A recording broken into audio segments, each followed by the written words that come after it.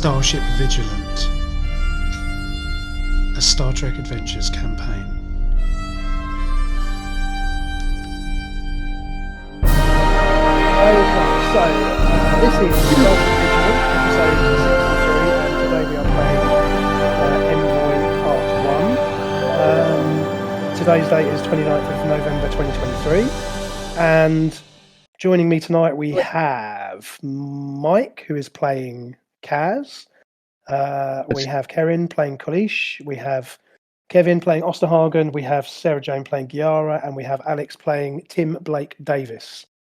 And as you recall, or as you may not recall, because it was a while ago, I'm just going to give you a little rundown of where we left things. So just to be clear, we are back in 2372, which is the timeline of the Vigilant. So we are back in our main storyline, having diverged off for a few sessions back into the 23rd century, which was fun for me. So I appreciate you going along with that. But we are now back, and if you recall, at the end of the last session, we jumped back into the action, and we were in the middle of what seemed to be an escape drill, or a critical situation where, for some reason, Kaz was sitting in the center seat, and if you remember, the last action that she gave was abandon ship. So let's just take a step. We'll take a step back for a minute, and I'm just going to remind you of what we had done in our last foray into the 24th century. So if you recall, with the assistance of your newly found Tilical ally, whose name is Thasin. If you remember, he was the Tilical who had been on board another ship, and he'd agreed to sort of assist you on your mission. You had basically ended up on the planet of Kalmaran, which was a tidally locked planet, having tracked down increased Tetrion EM bursts, and your sort of your mission had led you to that planet. You'd been investigating signs of Tilical technology on the surface, and you took the runabout down. You nearly crashed into a giant jellyfish floating in the upper atmosphere, and you'd eventually come across the native life forms called the Kalmaran, and you discovered there were different factions of them around. And having teamed up with one of the Kalmaran, you'd gone off and investigated a Tilical structure, which was on the kind of periphery of night and day on this planet. And you'd realised that you'd located a gateway to the Tilical dimension, and as a result, Ashtamalia, who was the Tilical that you've encountered, at least in kind of projection form before, had managed to come through this gateway and had revealed herself, or had revealed something of her true mission, which was to essentially reunite some of the disembodied Tilical with their physical forms, which were being stored on this planet, amongst others, and had come into conflict with you. You'd managed to collapse the gate and escape this complex before it had flooded. But Ashtamalia, and some of her kind of reformed allies had basically escaped by transporting onto a Kalmaran ship and had essentially warped out. These are the ones that look like sailing ships, aren't they? Like what? Sorry. Are these ships? Are they the ones that look like sailing ships? No. This is the crystalline. The Kalmaran are the later species. But the point being that the Ashtamalia, who up to this point had been the kind of Tilical that you'd had some dealings with, had come through this gateway, and had actually proven her actual agenda is more of hostility rather than simple rescue. She'd managed to escape with some of her other Tilical allies. You'd managed to rescue some of the Tilical who'd been returned, and essentially those had been transported back to Narendra, but these seemed much more amenable, and with the assistance of Thasin, he'd kind of helped them begin to integrate back into, kind of physical existence. And Koleesh had insisted on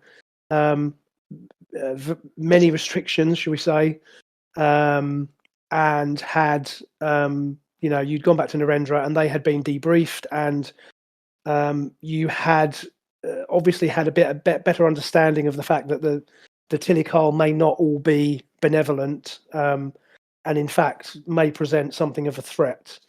And all of this information, obviously, you had imparted back to Starfleet Command, and it has been 2 or 3 weeks since you returned from that mission.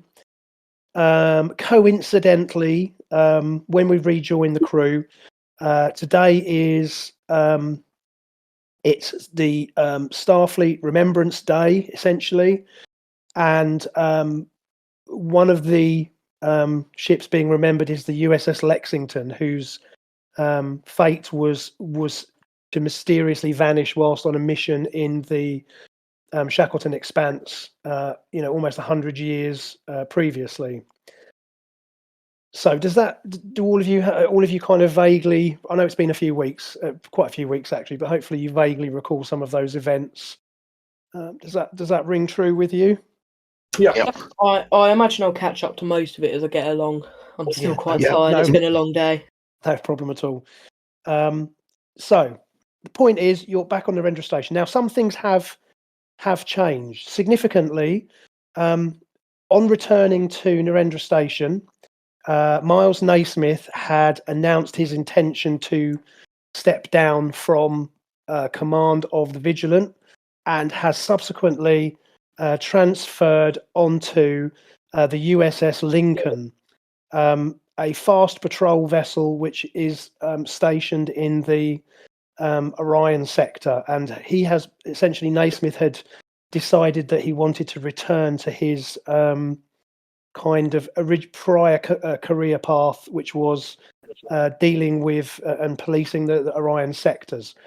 This obviously came as something of a surprise to all of you, understandably, given change of command is always a wrench. And of course, those some of you had known Naismith, at least certainly for the last couple of years, at least in terms of the game time. Obviously, in real time, it's been a few more years than that. But in game time, Naismith has been on the Vigilant since the beginning, previously serving as executive officer to Commander Hranok, and then subsequently taking over. But those of you who'd gotten to know Naismith had always known that he wasn't entirely happy in this role, and that he felt he had unfinished business in the Orion sector. This was tied up in his family's dealings with the Orions, and his background, and he'd often in quieter moments had said to you that he was looking at some point to return back to that area or that region of the Federation. Anyhow, as a result, there has been something of a change in the command structure. So following Naismith's intention to depart, Kaz has now been promoted to acting commanding officer. So Kaz is now has now been promoted to commander, and is now serving as captain of the Vigilant. And in line with this, Kaz. Thank you. And in line with this, Koleesh has also I've been passed over promotion again. Well, you've actually been demoted. There's been demoted. Well, there is good news there. Osterhagen has in fact been promoted now to lieutenant commander. I thought they dropped the charges. Dropped the charge? Not yet. No, they're working on that. You said there was good news. Good news. They've dropped the charges. So Koleesh has been promoted to Osterhagen has now been promoted to lieutenant commander, and you're still chief science officer, but you've been promoted. And also Koleesh has now been promoted to the position of executive officer. So Koleesh is now officially the first officer, basically. Obviously, your rank, or Koleesh's rank, is slightly problematic because technically she's still sergeant in the Imperial Klingon Defense Force. And so the Starfleet have made a special dispensation in this case to allow Koleesh to take on this role, even though technically her rank, is not a Starfleet rank, but that obviously may change at some point. Okay, I'm a little fuzzy on the timeline. Is this during the Klingon Civil War? Or is this during the Federation? This is.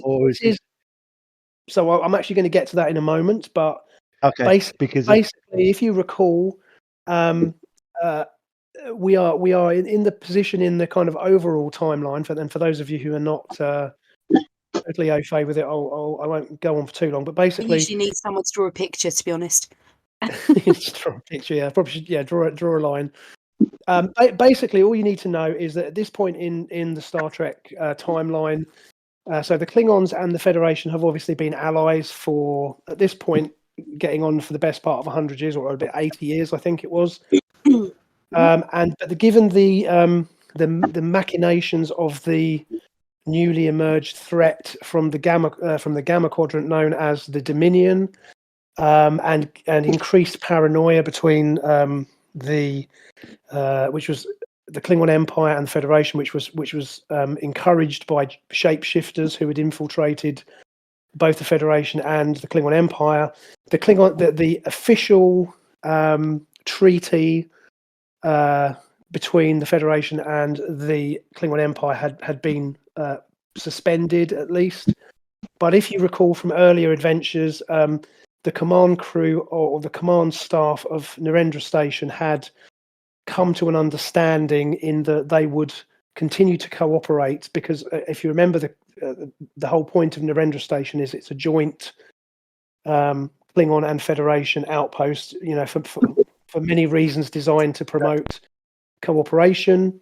And the commanding, the sort of senior Klingon officers and the senior Federation officers had agreed that certainly at the moment they would operate unchanged. And certainly Koleesh has gone a long way with her service aboard a Starfleet vessel to kind of keep that peace. And there is an unsteady peace. It's an unsteady peace on the station. Klingons are, warriors by nature.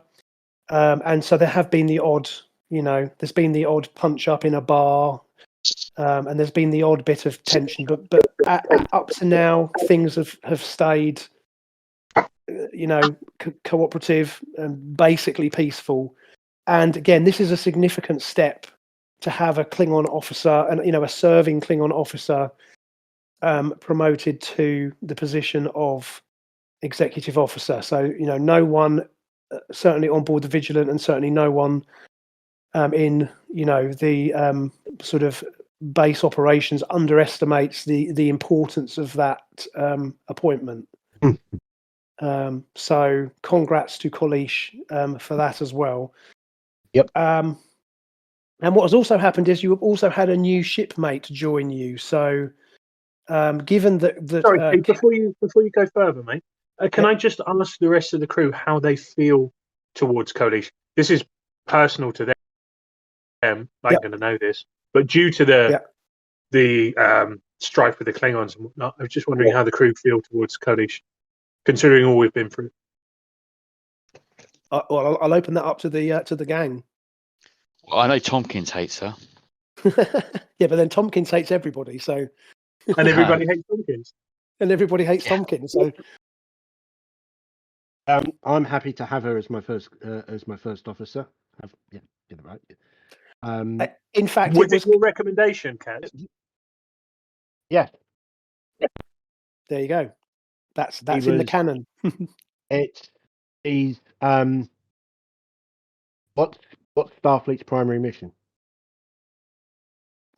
To boldly go.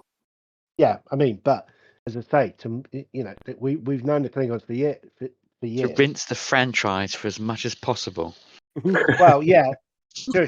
Not just you wait until you see the Klingon spin-off I'm working on. Yeah, basically, we can't fight. They're friends. We can't.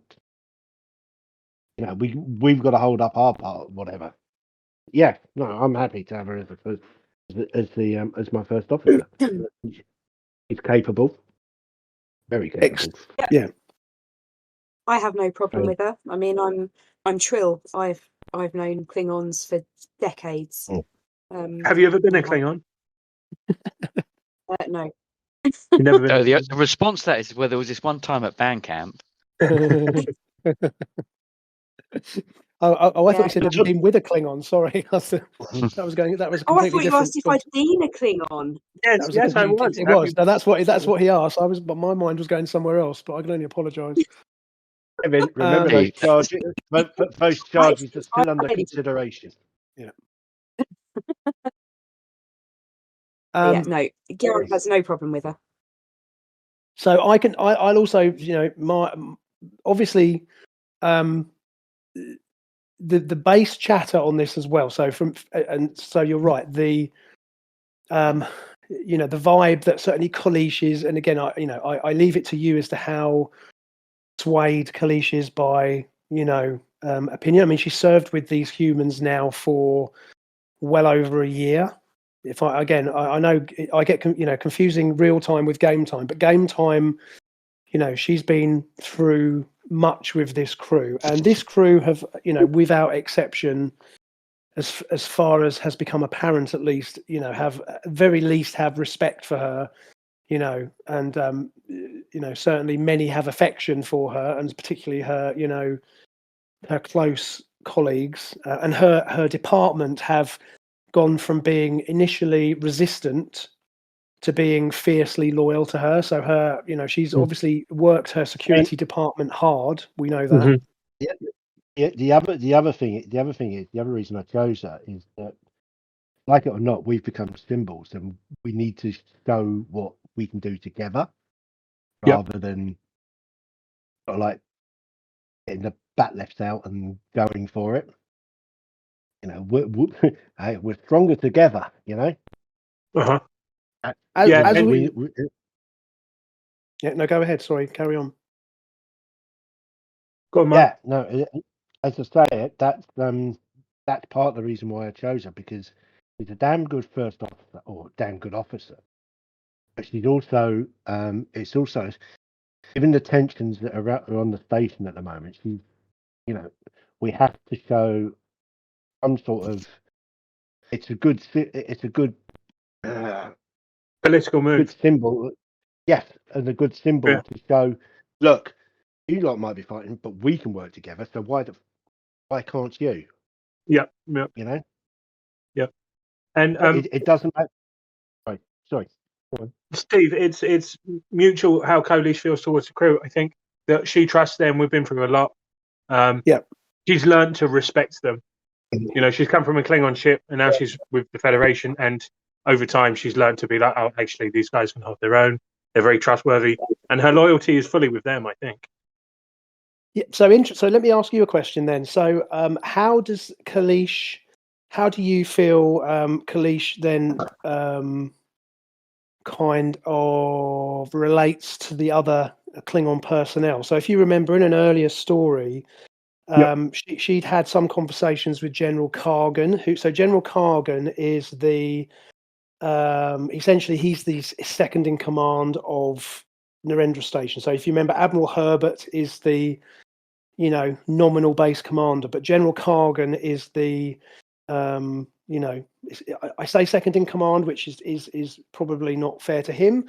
He's the senior Klingon officer, but nominally he's the boss. And if you remember, she'd had some discussions with him privately, and he had been, if I recall, supportive from a purely practical standpoint, that he recognised that the importance of this mission within the expansion of the Shackleton Expanse provides great opportunities for the Empire to expand. So how do you feel that position is at the moment with him? Is there anything that you? Yeah, so Koleesh is incredibly torn at the minute because she's fiercely loyal, but her loyalty at the minute is split between two warring factions. Yeah. And she is thankful that there is peace on Narendra Station, and that the Klingons and the Federation are getting along together. She's just cautious that when that ends, she's so torn she doesn't know where or what to do, because she doesn't want to be disloyal to either side. She doesn't want to mess up the, her loyalty to various houses that she might be loyal to. Precisely. It's sort of like, okay, well, this is where we are at the moment. How, I've got to think about how this is going to resolve itself once we and I think she's going to want to choose a side before the time comes where she's going to have to be disloyal to someone. So if she chooses now, then she can choose not to show disloyalty. If that makes sense. It certainly does. So what is worth noting is, so as I said, you and the Vigilant crew have had a trying couple of weeks. So again, since your return from Calmaran, and as I say, the events on Calmaran have significantly changed perhaps the attitude and perception of Starfleet Command to what's going on with the Tilical. So whereas previously this had been fundamentally a rescue effort, if you like, this has kind of proven that the Tilical like most factions, of course, the Tilical are not all one, necessary all of one mind. And so whereas missions have been continuing, obviously there is a renewed sense of caution. And what it's also important to understand is that the mood on Narendra Station has also been affected by the events currently going on in the Alpha Quadrant. So news has come through from home that the situation at Bajor, so again, for those of you not familiar with the overall setting, at this time period, so the time period we're playing in is sort of a year or more into the storyline of the Dominion War. And what basically happens is the Dominion are a faction from the Gamma Quadrant who were encountered by the Federation when the Federation discovered the Bajoran wormhole. The Deep Space Nine was placed at the mouth of the wormhole, and originally the intention was for to have trade with this sector of the galaxy that's like 70,000 light years away. The only way that you can get to and from the Gamma Quadrant, is through this wormhole. And soon became apparent that the Dominion were not happy with people from the Alpha Quadrant going into their region. And subsequently we've encountered a species called the Jem'Hadar, who are basically the Dominion's foot soldiers, a kind of ferocious species. They were responsible for destroying a galaxy class starship called the USS Odyssey, which was kind of destroyed as a warning to the Federation to basically stay in your corner, sort of thing. And subsequently things have moved on, and as I say, it's now become apparent that as from your experiences, shapeshifters, you encountered a shapeshifter on Narendra Station, and the shapeshifters are basically the changelings, essentially, are the people who run the Dominion. And they have made clear their intention to kind of spread their influence into the Alpha Quadrant. And as I say, dissent has been sown between the Klingons and the Federation, and the Cardassians have been dragged into this. So all of this is going on now. Obviously, you are stationed on Narendra Station, which is a very, very long way away from where all this is going on. But obviously, news reaches you. It's been rumored that some of the Klingon resources and some of the Federation resources which have been assigned to Narendra Station may at some point be dispatched to Bajor to assist in the defense of the Alpha Quadrant. And the command staff have been at pains to play this down. So also worth noting that with all of this news going on, again, the promotion of Koleesh, was made a very big deal of, because the command crew seemed to be keen to keep everybody on mission. So despite all of these rumours, and of course, there is also concern that the Federation's about to be invaded by a hostile alien force who seem to have superior technology. And of course, this would obviously play on the minds of those assigned to this outpost, which is, a long way away from the conflict. So all of this has kind of led to a lot of unease, a lot of uncertainty amongst both the Klingon and the Federation personnel. The Klingons have probably, dealt with it by getting into more barroom brawls than usual, perhaps. So things have been a little tense, but again, the elevation of Koleesh to this position has certainly been a bright light. And again, Kaz's promotion has had a positive influence on the crew. There's been a bit of a shake-up, obviously. Like I say, promotions around, and also worth noting then, because Kaz has now been elevated to the position of commanding officer, she can no longer keep up her duties as helms officer. So you've also had a new addition to the crew in the position of assistant. So Katie West has been promoted to the chief flight operations officer, but Timothy Blake Davis has been assigned to the crew. So he's a new member of your crew, and obviously Alex is playing that character. So he's a lieutenant junior grade. He's a human, obviously, and is skilled in navigation, and is seems to be a very competent helmsman, and is basically slotting into the role that Kaz had taken. So again, and for these couple of weeks, you've all been on. You've all had shore leave. You've all had an opportunity to, catch up on rest and on paperwork, and certainly in the case of Kaz, Kaz would have been very busy. And the aforementioned, going back half an hour to when we started, the aforementioned scene that we played out at the end of last session was, Kaz, in conjunction with Koleesh, has quickly taken to running simulation drills to make sure that the crew are kind of brought back to good ready status, because again, you've had some downtime. The Vigilant's been restocked and has been there's been minor repairs made, and so on. Some system upgrades have happened, and all of this has been going on over the space of, like I say, about 3 weeks or so. So has anybody got anything else they want to throw in before we kind of move on? Just me. No. I just want to say to the crew that what we do is dangerous, but this ship will always be there for you. We will always come back for you. That's my promise to my crew.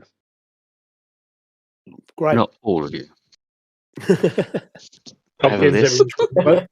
Well, the guys in the red shirt, the guys, got a list of exemptions, of course. yeah. Those who have been disintegrated will be left behind. Basically, I have the character has a strong belief in the promise to Starfleet. In other words, if they can, they will rescue you. Starfleet's promise to her crew. I do not like leaving people behind. That's why we are drilling escape route drills. It's why we are practicing as much as we are. That's it, really. Yeah. Yeah. There you go. That's a direct quote from Discovery. Starfleet is a promise. I give my life for you. You give your life for me, and nobody gets left behind. So that's the Starfleet promise, basically, in a nutshell.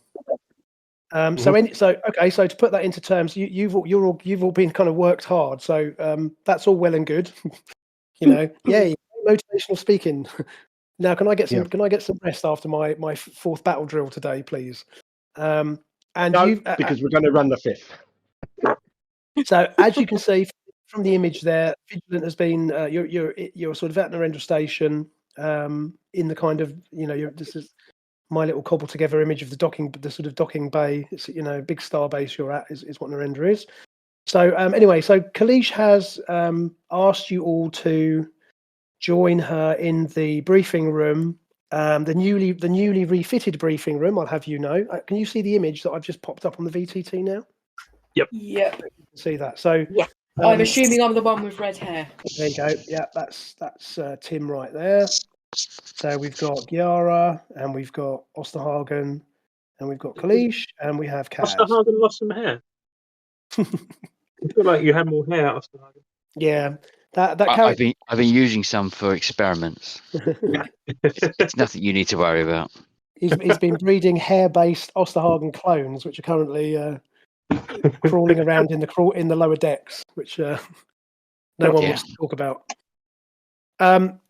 So the Vigilance had a bit of a makeover. So some of the interior spaces have been. So this is a swanky, the briefing room because if you remember, the briefing room was basically a converted space, and it's now been expanded slightly and made to look a bit prettier within the restrictions that you have.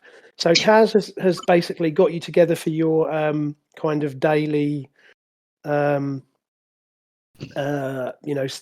head meeting, and basically Kaz advises you that an automated survey probe or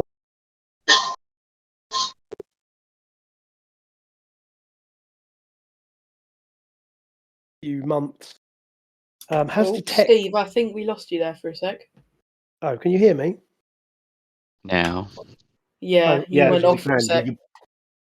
Okay, where what was the last thing you heard me say? Tell me it wasn't 10 minutes ago.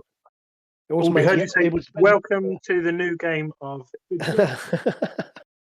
Okay. What you doing that stick? Kaz has called us in the briefing. Take it from Kaz has called us into the briefing room. Yeah, okay, so you're in the briefing room, and Kaz tells you that an automated survey probe, one of many which have been dispatched from Narendra over the last few months, has detected faint gravimetric distortions emanating from the second planet of the Disathus star system. So this system is located well away from the concentration of activity that has been the focus of exploration into the Shackleton Expanse. So this is way off, and it's close enough to Romulan space. Say again. Hello? No, I'm still there. I think she was saying we can now. I think her audio's a bit delayed. Okay, no, I can. Yeah, that's fine.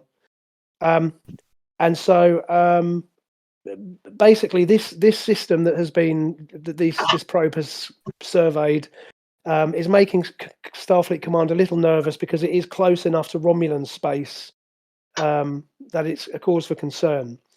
And as we know, you are more familiar than most with these EM emissions. You've come to recognise these transmissions over your recent missions. And what's interesting about this particular instance is that up until now, or up until recently, no such readings have ever been detected in this area.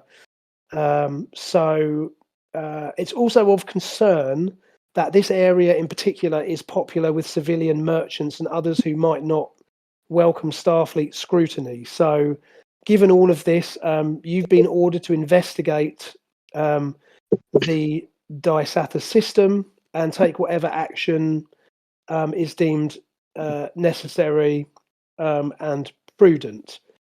So I'm just going to pop another little graphic up for you, which doesn't really tell you anything, but it looks pretty. So the Diathus star system. So Kaz runs through a briefing. And as I say, the readings are coming from the second planet of the system. So yeah, I'm still here. Yeah. Are we having some audio issues, or is everyone mostly okay? No, I'm fine. All right. I think we're fine. Okay.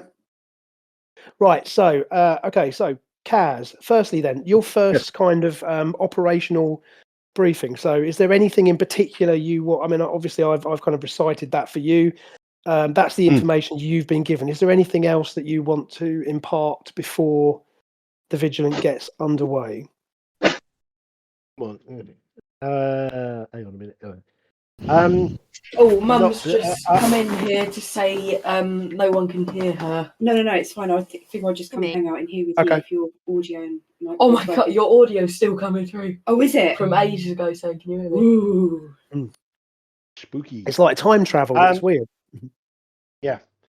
No, basically, it's sort of like the usual not usual pep talk, but just business as usual, sort of like. Right, okay, this is our first step. Yeah, basically just no. Short answer is no. Okay. I don't have anything to add after all that waffling. Sorry. Right. Okay. So, well, in that case, then we switch action to the bridge, and Davis, you are put on the spot a little bit here because obviously this is your first. This is not your first operational mission because you are a lieutenant, so you've presumably served before, but obviously this is the first time you've had to bring the Vigilant out of Starbase. Yes, Mike. Sorry. I'm sitting in the command chair watching Davis quietly. He's just sort of like he obviously feels under the impression that I'm watching him scrutinizing him. Yeah. So how do you feel about that? How do you feel about that, Davis? How are you feeling?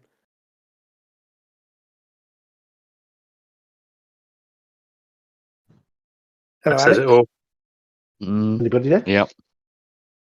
Hello, Alex. Are you there? Oh, sorry. Yes, I am. What's up? No, I was just saying that obviously you're kind of in the helm position, and of course Kaz was the helm officer before you, and of course she's now your new commanding officer. So I'm guessing you might be feeling the pressure a little bit as you have to fly the Vigilant out of the Starbase. Yeah, for the first time. Yes, concerned. As he's setting the course part, I quietly comment and I chuckle. Don't dent my shit, Mr. Davis. No pressure. Right. So on that note, I'm not going to make you roll for it, Alex, because that would be harsh. Okay. Shouldn't should you?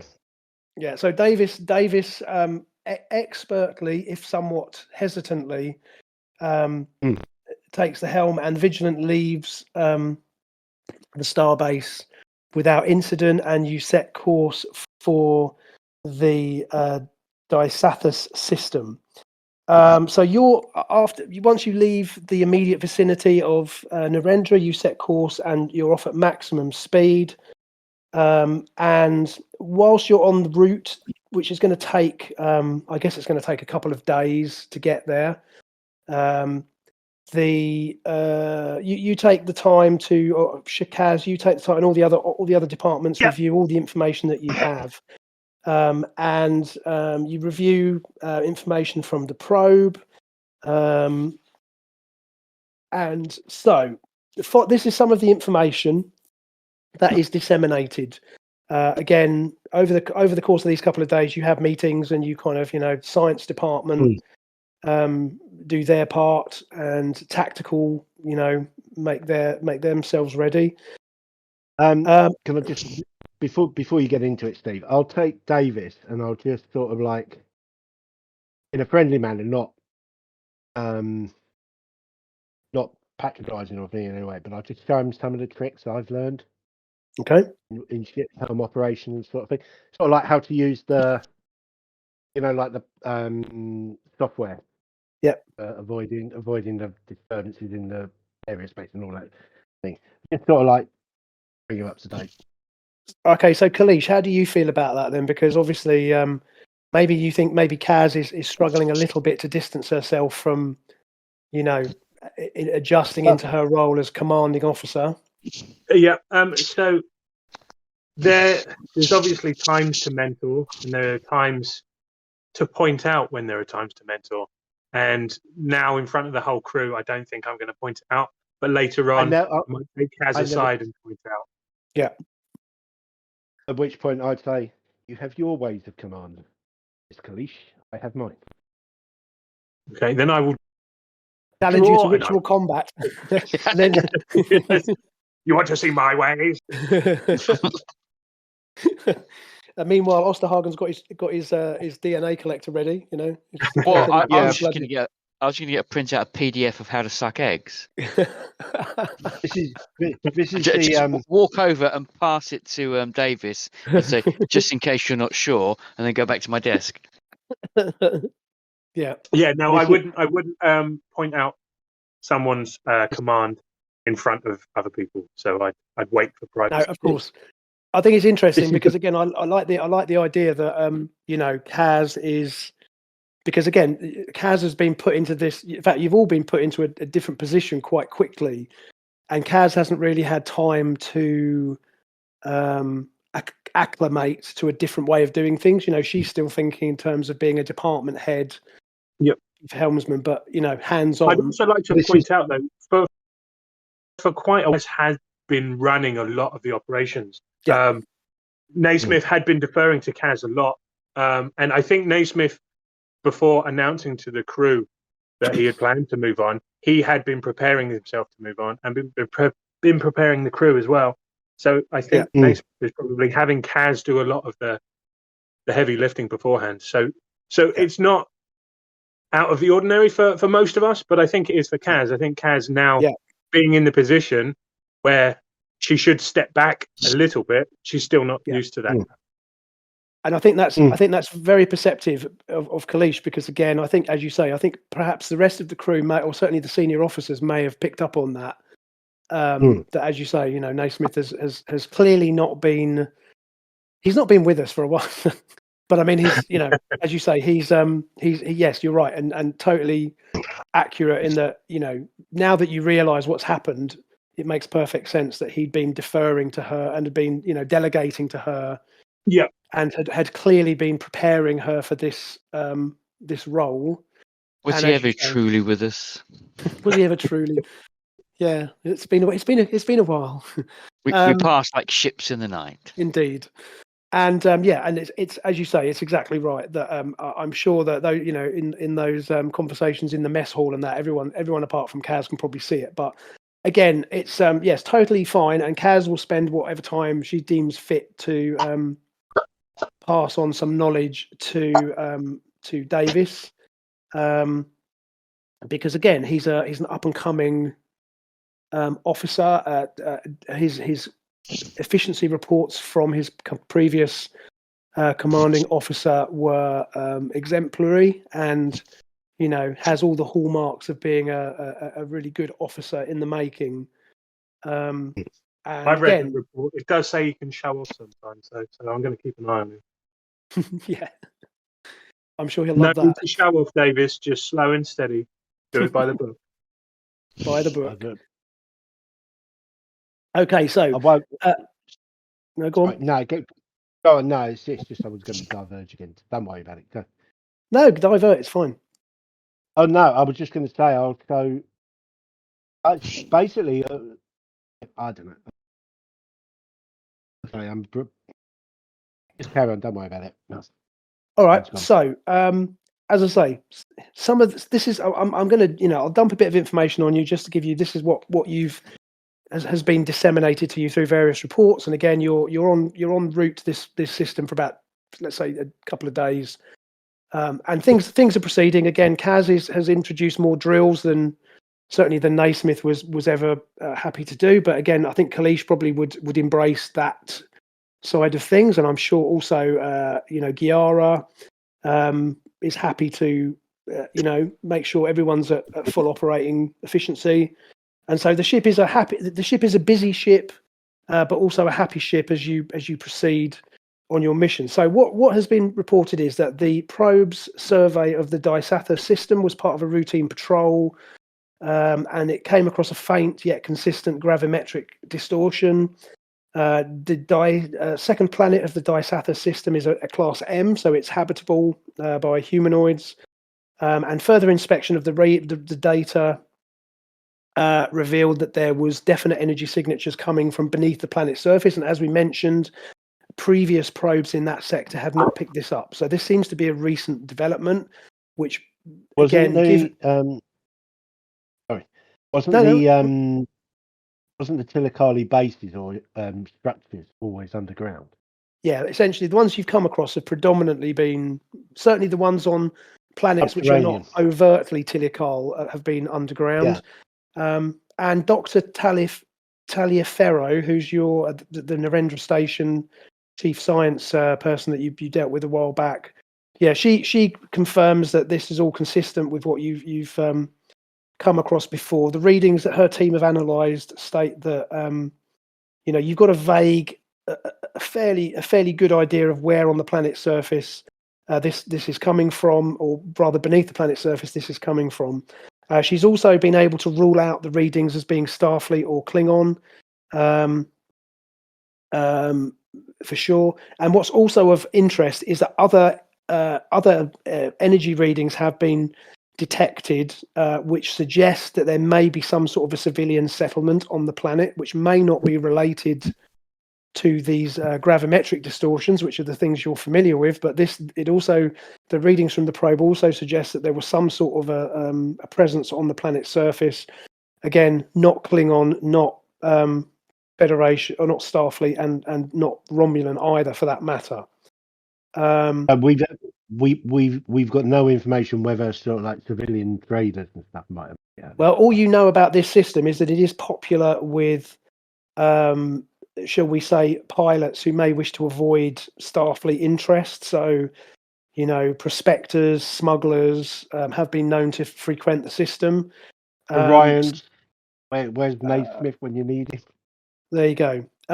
So the probe did encounter some navigational difficulties when approaching the planet, which is similar to the things you've encountered before. Now, you all are aware that countermeasures have been developed. So Giara's engineering team, obviously, you've made modifications to the engines. And as mentioned, Kaz has various software upgrades which help with traversing these issues.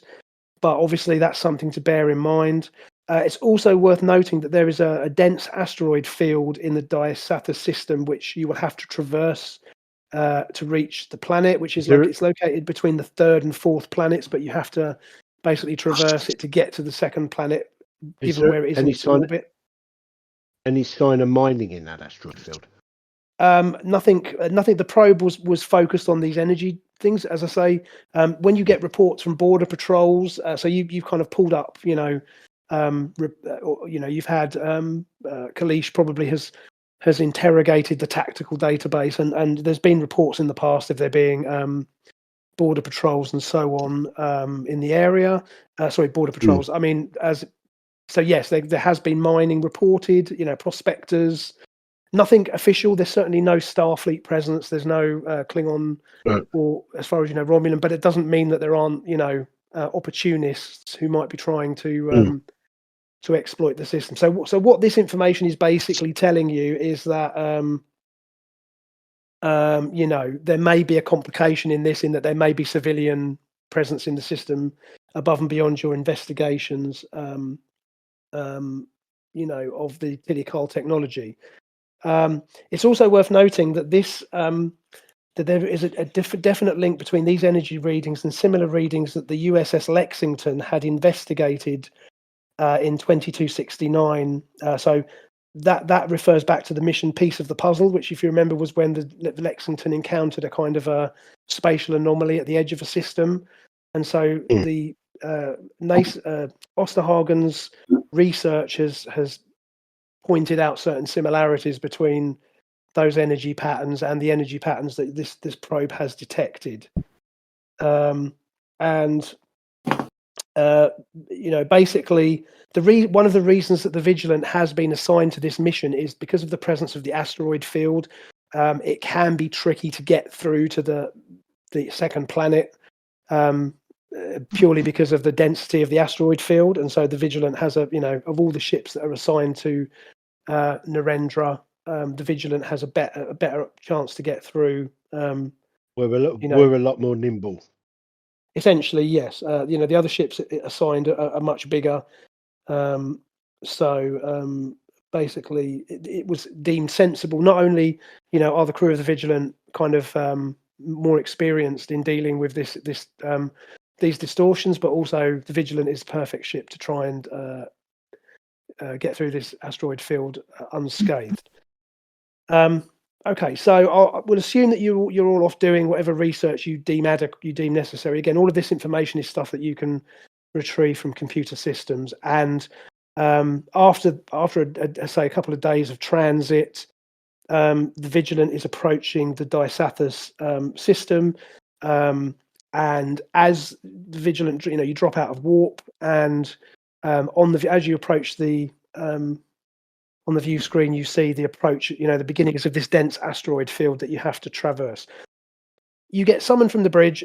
All of you take your duty stations on the bridge, and you are advised that the ship has come out of warp, and you are now approaching the asteroid field. So you can see the asteroids in the distance growing rapidly as the ship approaches. And the field is dominated by large bodies of rock tumbling on sort of two or three different axes as they move. And you can see why a large vessel would be pretty much unable to penetrate this asteroid field safely. And it also explains why it's a popular area for, smugglers and ne'er-do-wells to hide out. So watching on the view screen, it appears as if the asteroids are kind of rotating in place, but it's an optical illusion as the entire field is moving through the Dysatha system, just as it has for billions of years. So, Kaz, how do you want to approach this? Because you need to get the ship through. Okay. And obviously, you're in command. So, how do you want to play this? Any orders you want to give out at this point? No, just take us in take us in 0.5, whatever. You might want to sound a yellow alert as well, just to yeah, that might help. Get everybody to be aware. Sorry, Steve. Yep. Can that have been Koleesh's voice in his ear say, "You might want to sound yellow alert"? Yeah, absolutely. That's perfect. Yeah, you kind of whispered. Yeah, I really like this. I really like this kind of, because again, this is not a criticism of Kaz. This is just Kaz not quite being in that mindset yet. So yeah, I like that fact that Koleesh is at your shoulder and saying, "Might I suggest yellow alert, Commander?" We have set up a second WhatsApp group that everyone but Kaz is in. And Kaz, I want to point out, or Mike, I want to point out that Koleesh is 100% there to back you. She's not trying to undermine you. She's not trying to patronize you. It's, she's there for full support.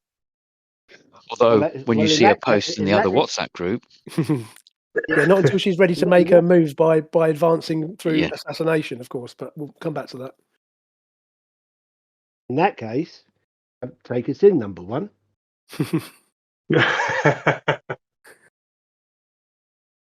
Okay. So you sound yellow alert as suggested, and again the little indicators come on. So first of all, Naismith, I'm going to get you to make a roll. So obviously, first thing you're going to do is you're going to make a sensor scan just to just to make sure that you have a good understanding of the situation. So remember, on this VTT, you just have the dice down the side. We don't have. So if you have you got, I don't know if you've got your character sheet handy. If not, I can advise because I've got the character sheets. Yeah. Dave, we haven't got Naismith on the ship anymore. Did I say Naismith? I thought I said yes, Osterhagen. Let it go, Steve. Let it go, mate. Naismith's gone. Move on. It's in the buffer if you want him out. Osterhagen. I've got your character sheet up. So if you want to make a sensor roll, so again, obviously we've just to remind you, because we're back to 2d20 again. So just to remind you, you have attributes and disciplines. So it's a combination of the two. You take an attribute depending on how you want to approach the problem. Obviously, you're going to be using science as your discipline. So it's up to you which you roll, and then you're obviously rolling under that target number. So this is going to be a difficulty 1 task. So I'm going to go with control and science. Okay, so that's you got to roll a 14 or less. So remember, if you tap on the D10 twice in quick succession, I got 13 and 11. Oh, I didn't even see those. Did they come up? I missed them. Okay, let me do it again. Yeah, just. Oh. So I did get 2 successes, but. Yeah, no, that's fine. That's fine. I noticed there you clicked on the D20 though. You want to click on the D10s. Oh no, it's D20. What am I talking about? D20. It's 2D20. 2D20 system. Clues in the name, idiot. All I can say was all clues in the name. You see, I'm going back. I'm still playing by FASA rules, so no, that's fine. Okay, so you make 2 successes, and that will give you a point of momentum, which you can use if you want to get more information. But what the sensor rolls tell you is pretty much as expected. There is some background radiation being generated from the asteroid field, but it's totally natural. It's nothing to do with the it's nothing to do with the signals emanating from the planet. This is all kind of background radiation. You suspect that your scans indicate there are mineral deposits in some of the larger asteroids, which are giving off some detectable radiation. However, there isn't anything obviously which is going to interfere with your transit. Everything seems to be as expected. So over to you. So Mr. Davis, over to you. So you're going to have to make a roll here. So you're going to need to make. I'm going to again. I've got your character sheet up in front of me, so I'll just tell you what you need to roll. So it's going to be a daring plus con. So your daring is 9 and your con is 4.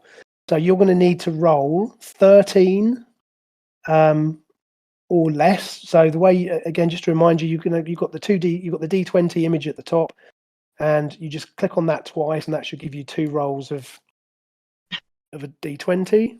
You need me to do that, yeah? Yes. Yeah, so you can do that. Just click on the 20 icon at the top. That's it. Perfect. Nice. Okay. So good news is that is 2 successes.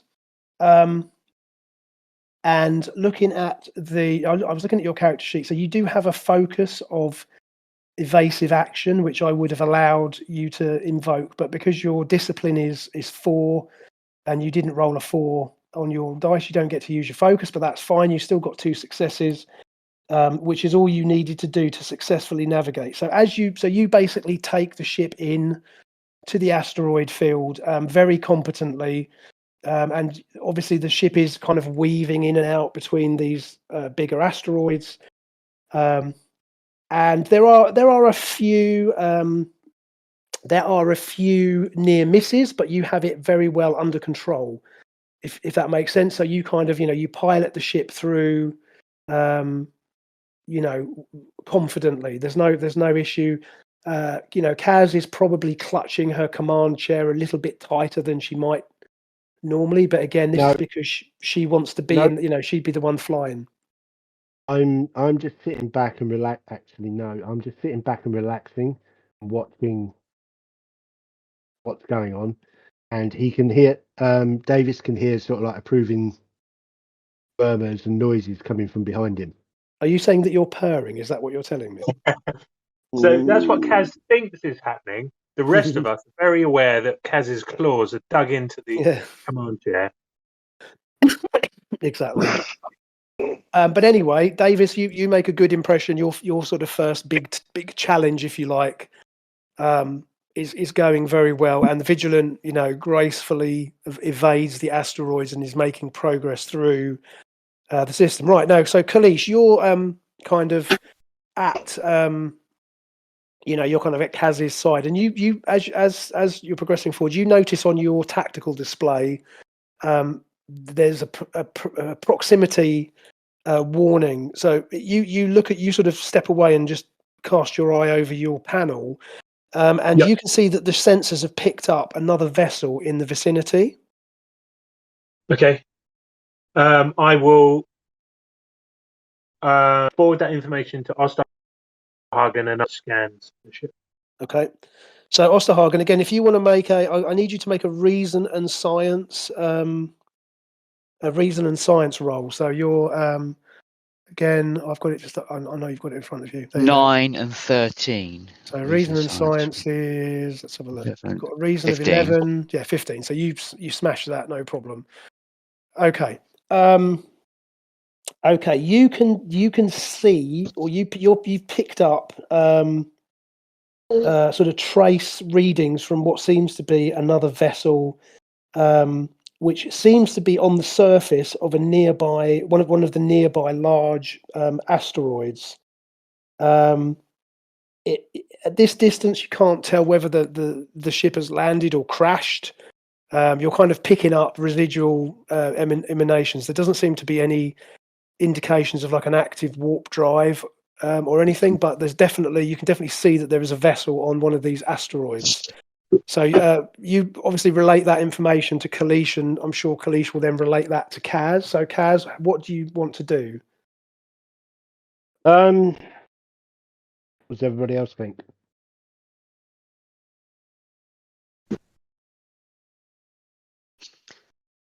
Silent. Hello. Hang on a sec. I am game. Mum's at a charisma in.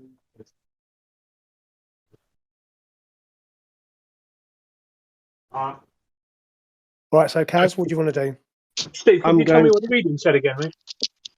Yeah, so the readings tell you that there is you're picking up evidence that there is a ship on the surface of one of the nearby large asteroids. So obviously this asteroid field has got, a variety of asteroids. There's a large asteroid nearby, and the sensors have picked up what seems to be a ship on the surface. Now you can't tell. You can't tell whether it's like crashed or landed, but there's definitely a vessel on the surface of this nearby asteroids. Can we tell the size of the ship, or whether or not we identify the ship at all? Given the sort of background radiation and so on, you're picking up. The profile seems to suggest it's a small vessel. It's not a. Okay. So it's probably not bigger than the Vigilant. The Vigilant's about 150 meters. So it's smaller than the Vigilant. But again, you can't quite tell whether it's landed and hiding or has it crashed. Okay. I'm going to turn to Osterhagen and say, can you identify that ship? Okay. Osterhagen, if you want to make another roll. Starfleet GPT. Starfleet GPT.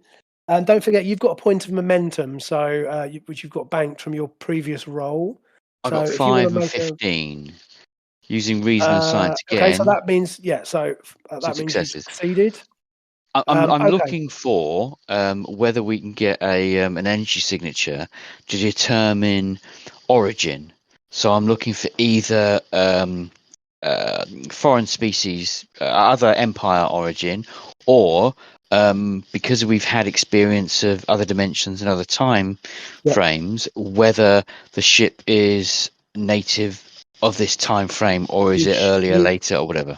Okay. You should be able to identify at least the manufacturer of the thing from the energy output and the warp. Yeah, is there like a ping that says, do Starfleet vessels have an ongoing, when you kind of read them, they go, well, we're VIN number XYZ kind of thing. Is that there is a database. I mean, basically there'll be a like in Hunt for an October or whatever, when they assign an identity to every time they detect a target.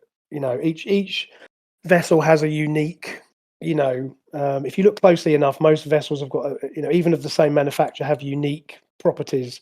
And there is a central database which can certainly identify type. So you spend a minute or two. So obviously, I presume Kaz probably orders Davis to sort of hold the ship in, to at least keep relative position. Obviously, don't sit still and get hit by an asteroid, but you're not bypassing it immediately. You give Osterhagen has Osterhagen has a couple of minutes to kind of hit the books on his computer station, and you manage to pull up the profile. Bet to your best estimate, you think this ship is a Mark IV Cortina. Exactly. It's not far off actually. It's a Rigellian freighter, and this is a very common design used throughout the Alpha Quadrant. So although it's Rigellian in origin, i.e. manufactured on the Rigel colonies. This is a freighter, like a civilian freighter type that is very, very common.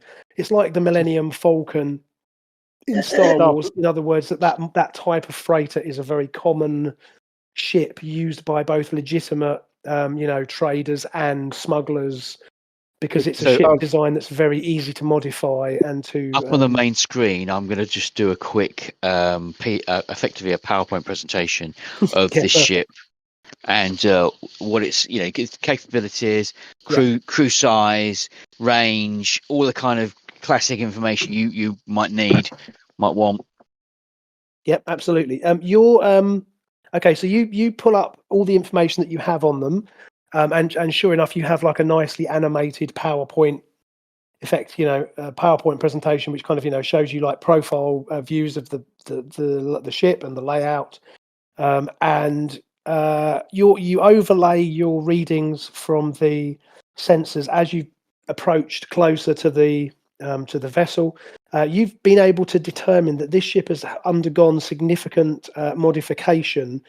Specifically, its engines, its shielding, and its armaments have been upgraded from the sort of factory defaults. Now, there's nothing illegal, so these upgrades are not strictly speaking illegal, but it does suggest to you that this, might be a smuggler or somebody engaged in illegal activity. Although the modifications to the ship are not in themselves illegal, the fact that it has been modified, does make you a little bit more wary.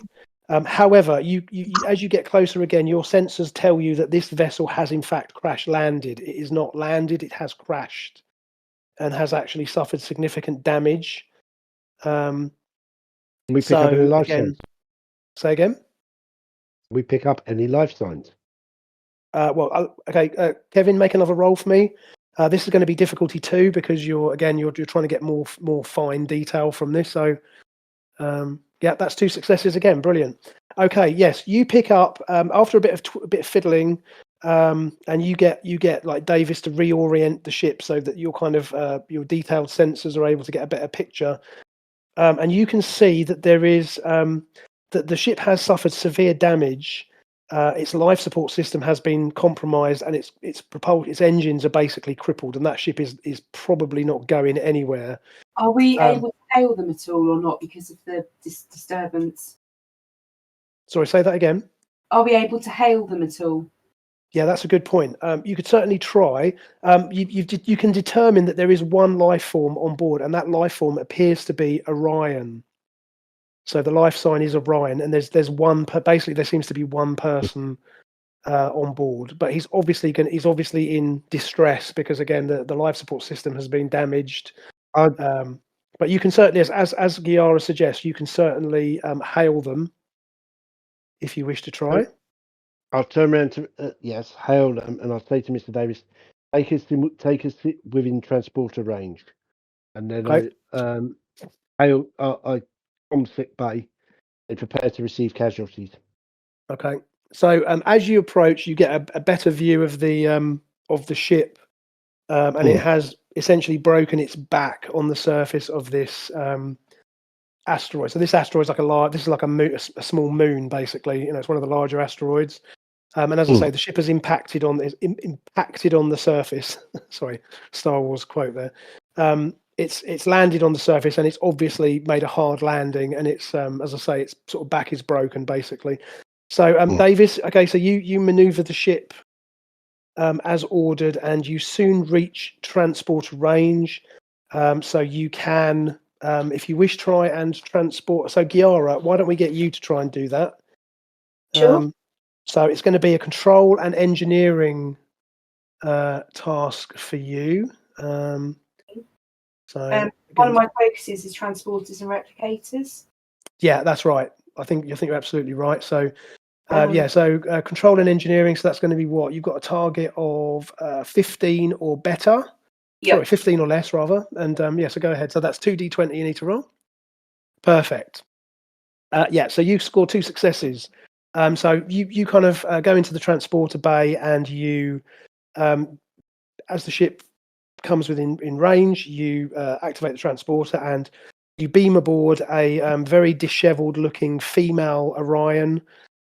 She sort of, as she materializes on the platform, she sort of, literally collapses to, she sort of drops to the ground, or at least drops to her sort of hands and knees, and is kind of gasping for breath.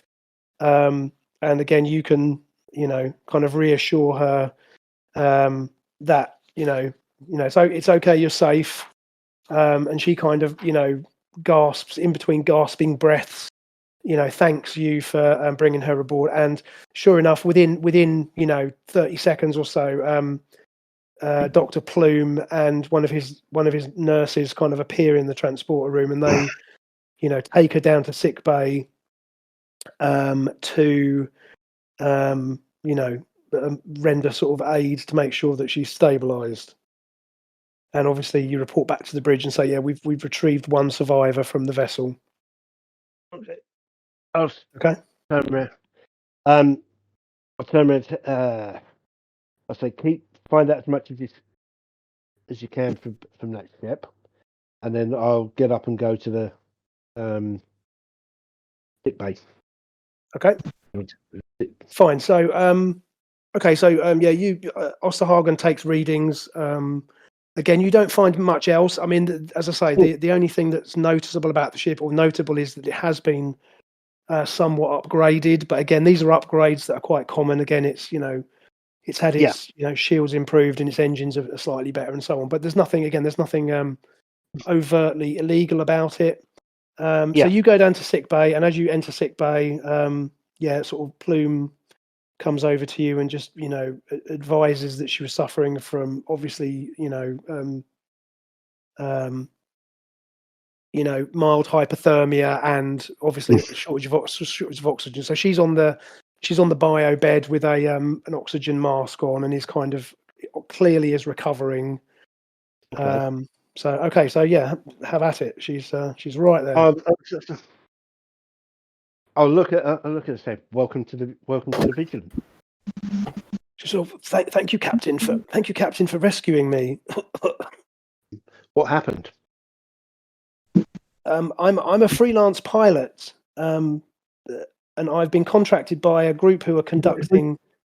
I was contracted to transport a group of prospectors and miners to the surface of the second planet in the system.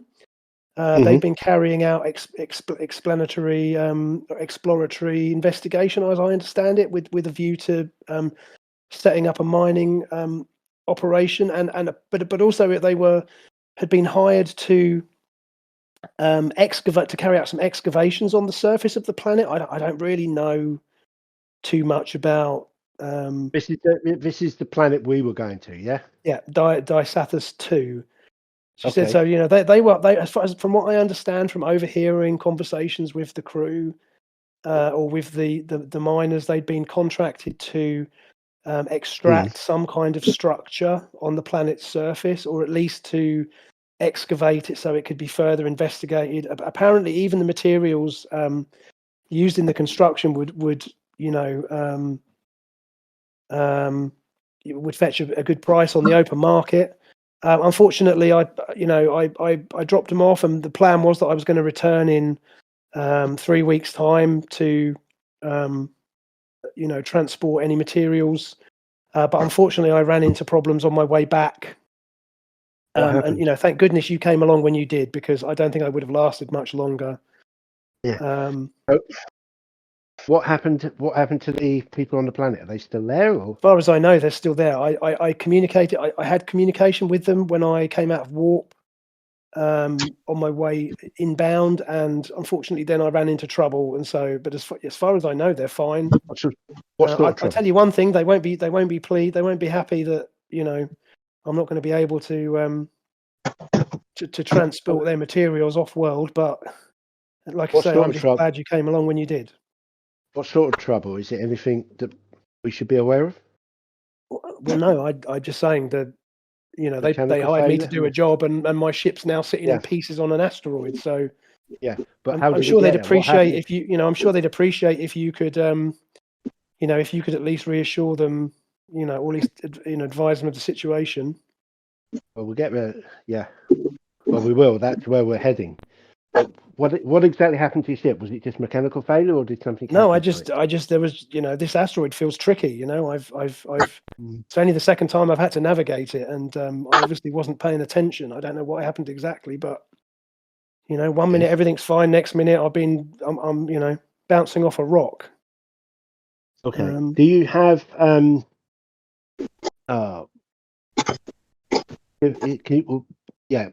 because again, if they're down there, we've been sent to investigate.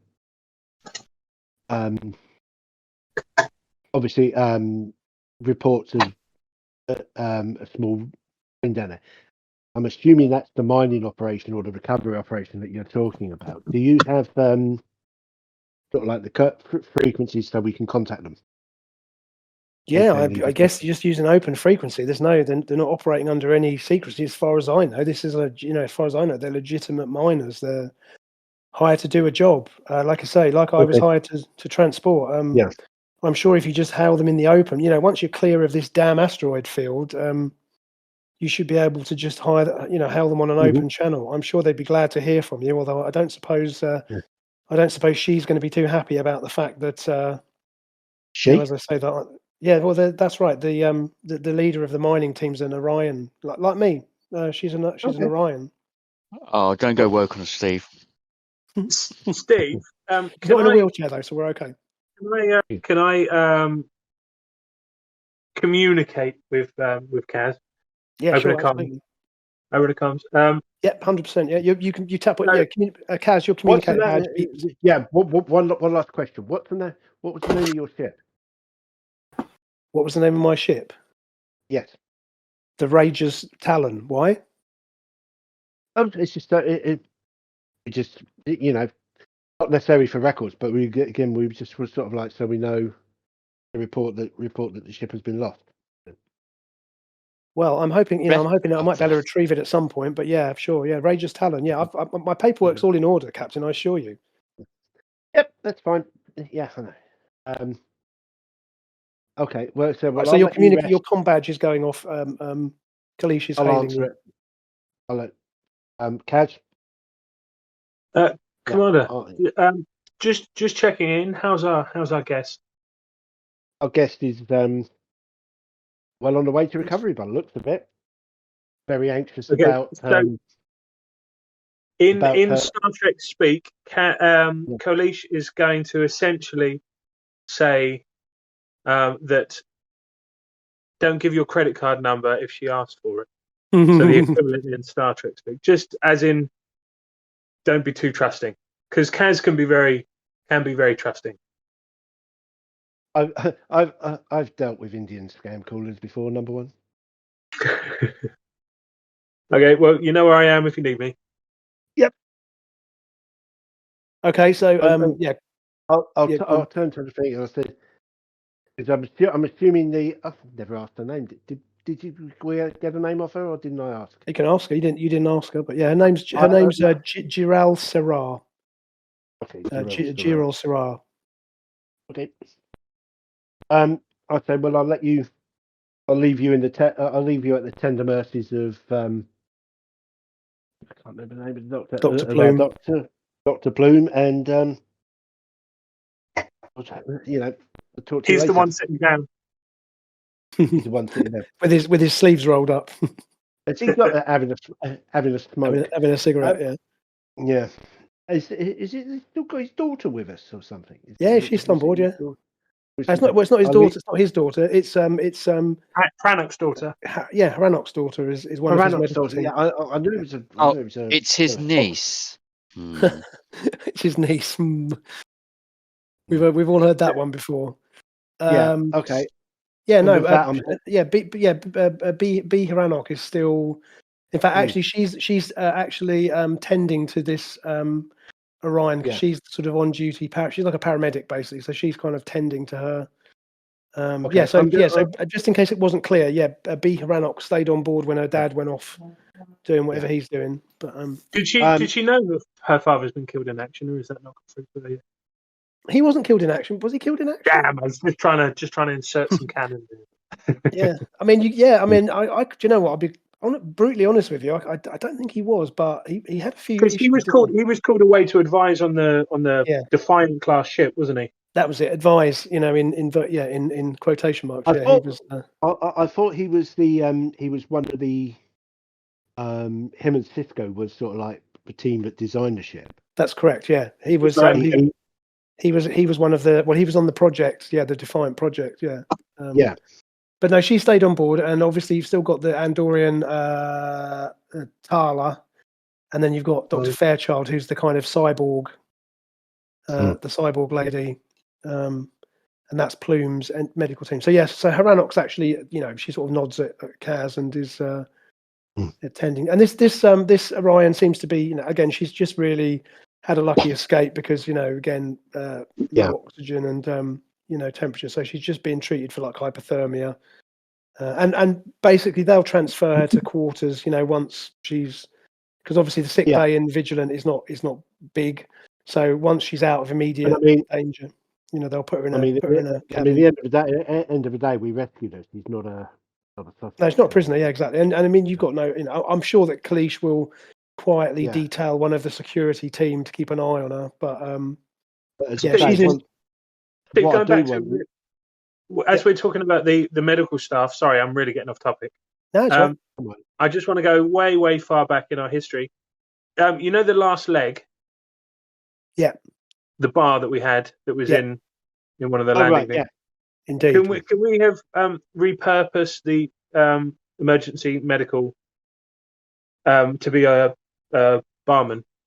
Yeah, 100%. I love that. He's not getting used. He's not getting used. We've got a lot of medical staff, so we decided to make. So the EMH is actually the barman. I love that idea. Yeah, I love that idea. Bad idea. That's a perfect idea. I'm gonna have to make up a photo manipulation there, aren't I? You know what you want to do, Steve. You know what you want to do is do the picture all fuzzy and furry, so it looks like you're looking at him when you're drunk. Yeah, exactly. No, that's a great idea. The last leg. That's right, Alex. I don't know if you're familiar with that concept. I don't know, and Sarah Jane, I don't know if you were around for that. But there was a bit of a joke that that they'd somebody had. I think it was actually Naismith had set up a still. Like an illegal still making alcohol. In all honesty, I can't believe it was Naismith. No, I can't believe it was Naismith. I reckon Osterhagen framed him for that, to be honest. I reckon it was Osterhagen, but he just put evidence to say that it was Naismith. Yeah. But basically, that was located in one of the landing, because the Vigilant has got landing legs, right? So the Defiant class can land on a planet's surface. And so basically, there's a little covert bar hidden away somewhere in the ship. So. Dave, I know exactly who set the bar up. Who? It was Naismith and that Vulcan engineer that disappeared after the first. Doctor, Commander Sturek, probably was, yeah. Anyway, yeah. So I will say, if you need anything, my crew will be there for your assistance, and I need to go and attend to the ship. So I'll head back to the bridge, but I want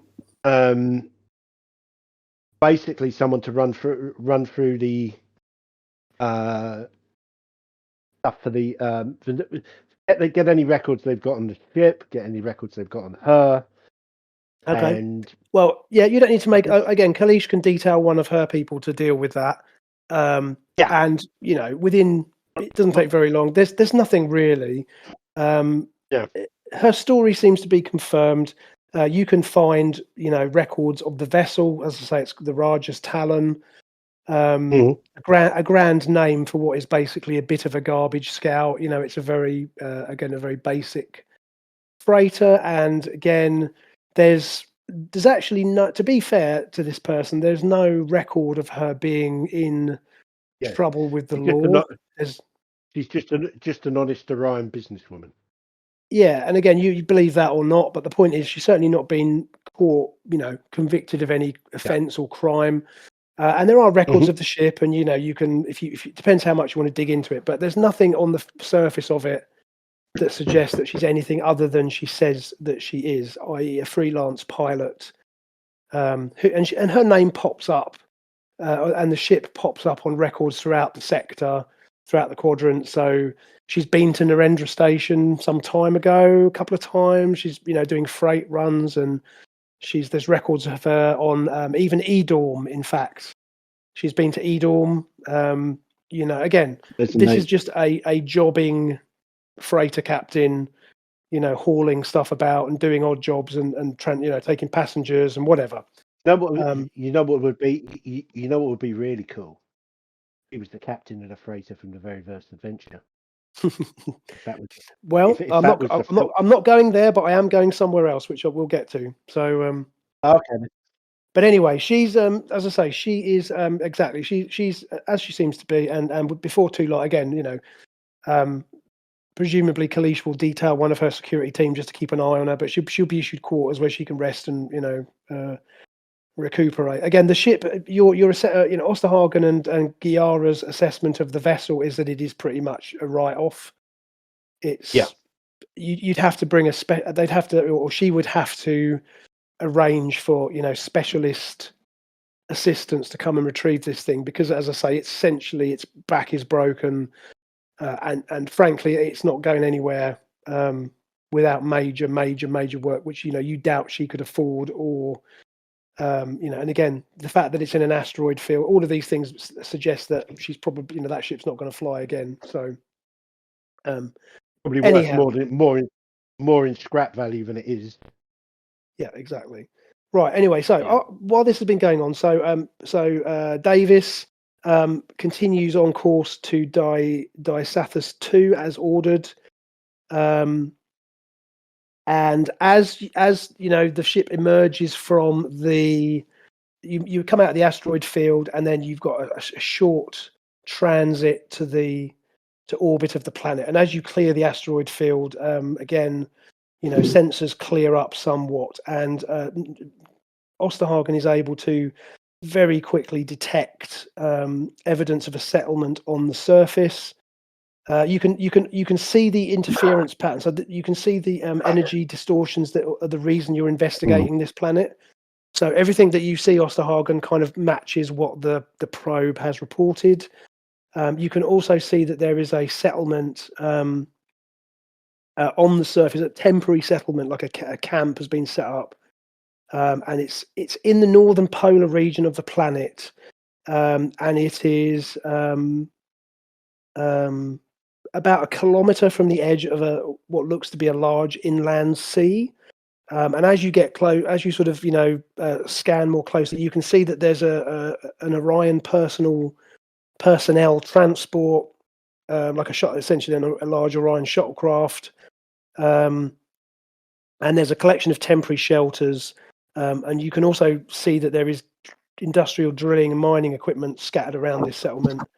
And you're picking up there seems to be about 3 dozen humanoid life signs on the surface, again, scattered around the settlement and in the surrounding area. So this all seems to match what she's told you, that, you know, there is people on the surface. Okay. Go back in like Right. Anybody got any questions then before we move on? So, does this look unusual in terms of what with automation and AI? Is 3 an excessive amount for a mining colony, or 3 is quite low for a mining colony? Sorry, how do you mean? Sorry, it was 3 dozen. Sorry, 3 human. 3 dozen. Yeah, 30. So there's about 36 humanoids. Is that excessive for a mining colony? Do we think? Well, normally mining colonies is one bloke and 300 robots. Okay, so that's a good question. You don't. It's given what you've been told, i.e., that this is a civilian operation. That seems to be reasonable, because obviously Starfleet Corps of Engineers have, you know, generally have more advanced technology, and, you know, better methods. So if it's civilians, I mean, it's hard to tell. Certainly, you know, you've probably encountered similar operations in the past with you know, smaller numbers, or in some cases larger numbers. So nothing immediately strikes you as being you know, unusual about it. Obviously, you don't know the scope of their operation, but again, you can see the number of structures. As I say, there are like tents. Essentially, they're, or not tents, they're like temporary pop-up, you know, temporary structures. They're not tents, they're kind of, you know, pop-up shelters and so on. And that the number of those seems to kind of fit. And you can see that there's a larger structure, which is probably like a central, like a mess hall, if you like, you know. So there's all of the sort of support stuff that you would expect. Yeah, nothing jumps out as being a bit No, funky. nothing jumps out at you. And again, I'm sure Koleesh probably is sort of leaning over your shoulder, looking at the readouts as you're scanning. Because again, you've got the luxury of time because you're sitting in orbit, so you can just carry out scans and you can get a good idea of what's going on. One thing that does jump to your attention, however, that you can see as you widen out your scans, you can see, or you're picking up what seems to be evidence of a massive structure which seems to be embedded in the ice and rock at least 500 meters below the surface, and you suspect this is where the gravimetric disruption is coming from. So this is probably some sort of a tilical facility. And obviously it's sensors can pick it up, but it is buried in ice and rock. And you also pick up the fact that in the body of water, as I said, there's this like inland lake. I say lake's probably not a good way of describing it. It's quite a large body of water, and you can see. It's more like it's an inland sea. Is probably a better. It's like like Lake. What's the lake near Chicago? Lake Michigan, right? Is it Lake Michigan? Yeah. So it's like a large inland sea, and as I say, you can detect that there's evidence of this structure which is buried in the ice and rock. You see what also appears to be some sort of a submersible seems to be operating underwater in the vicinity of the structure. Again, this tech.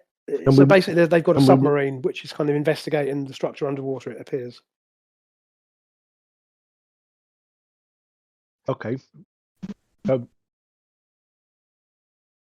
we've come into orbit, have we? We're in orbit. Yes, you're in orbit, and you are. You're as I say, you're carrying out discrete observations of the scene and of the settlement before you take any other action. So we don't want them to know that at the moment. Do we detect? Sorry, say that can again? we detect any? Sorry, Alex. What was that? Go ahead. Oh no, that was Mum. Oh, sorry, Sarah Jane. What did you say?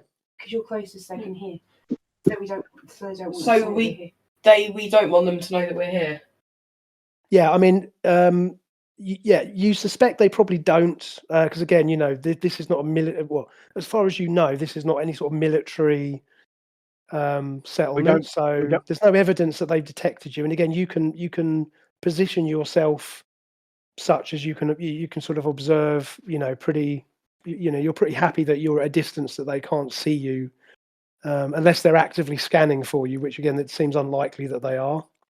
We can't pick up any active scan at all. No, I mean remember the Orion pilot told you that she'd contacted them, a while ago to say that she was on the way back to them.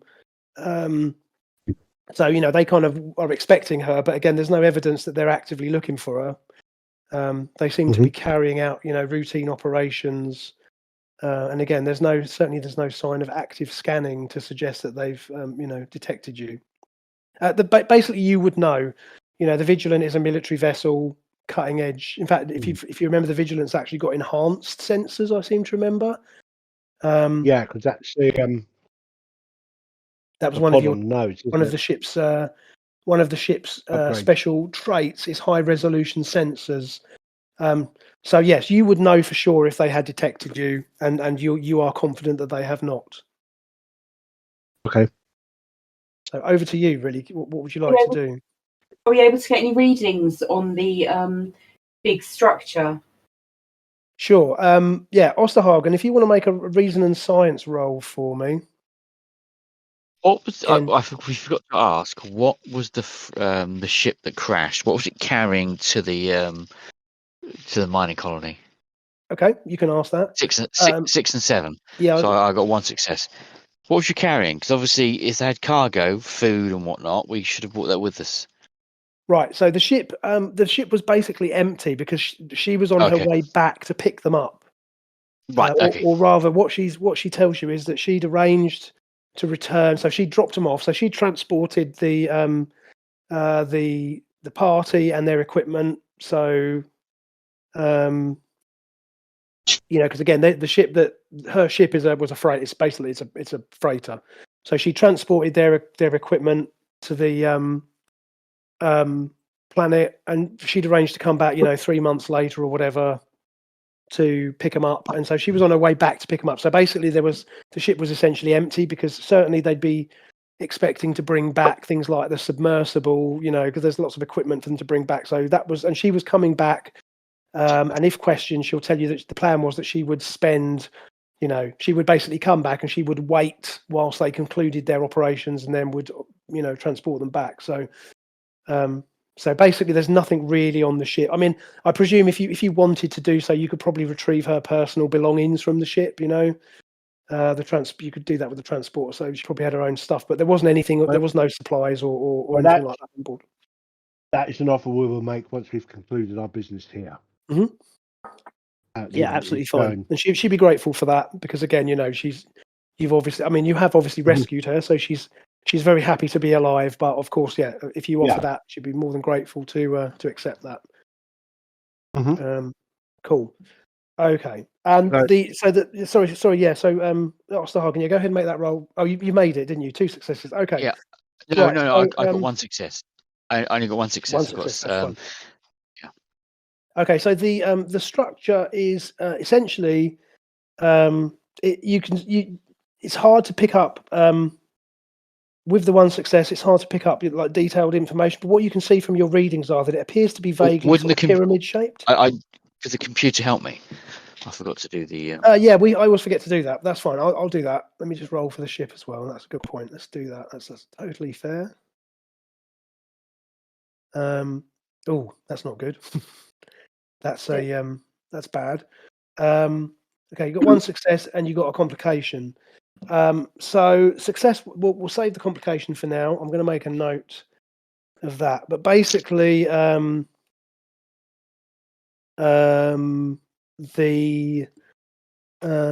structure is, like I say, it's vaguely pyramid shaped as far as you can tell from your readings. It's certainly very, very old. It certainly fits in with the timeline of Tilical architecture that you've encountered before. Does it? Do we pick up any similarities? What I mean, sort of like any energy readings or design things that we've obviously got a record of all sort of like the Cali. Yeah. Structures. So does it fit in with their design? Strangely enough, it doesn't actually.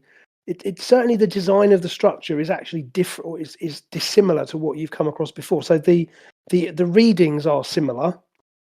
So the readings that the probe picks up and that you're detecting are similar, but certainly the design of the structure. And again, bearing in mind again that you've only got a vague sense of it, because the sensors are struggling to pick up detail, given the fact that it's buried underneath rock and ice, and it's blah blah blah.